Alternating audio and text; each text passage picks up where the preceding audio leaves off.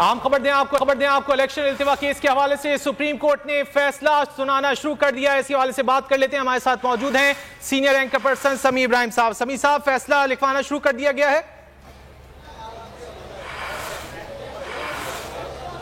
जी बिल्कुल, फैसला सुनाना शुरू कर दिया गया है, इसलिए कि पीआरओ ने यह बताया कि 12:30 बजे फैसला होगा। जब यह खबर मिली तो 2 मिनट गुजर चुके थे, सारे सहाफ़ी भाग के गए उस तरफ और फैसला शुरू हो गया है।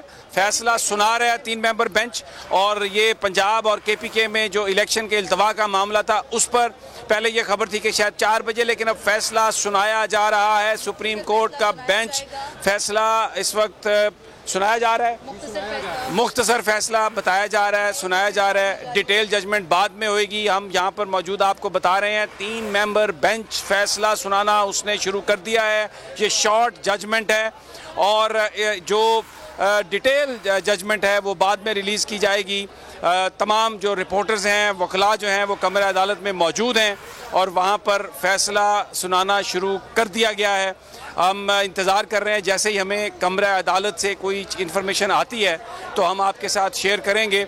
हमसे थोड़ी देर पहले राना सनाउल्लाह और आज़म नज़ीर तारड़ यहाँ से गए हैं और फैसला जो है वो सुप्रीम कोर्ट ऑफ पाकिस्तान का 3 मेंबर बेंच जो है वो सुना रहा है।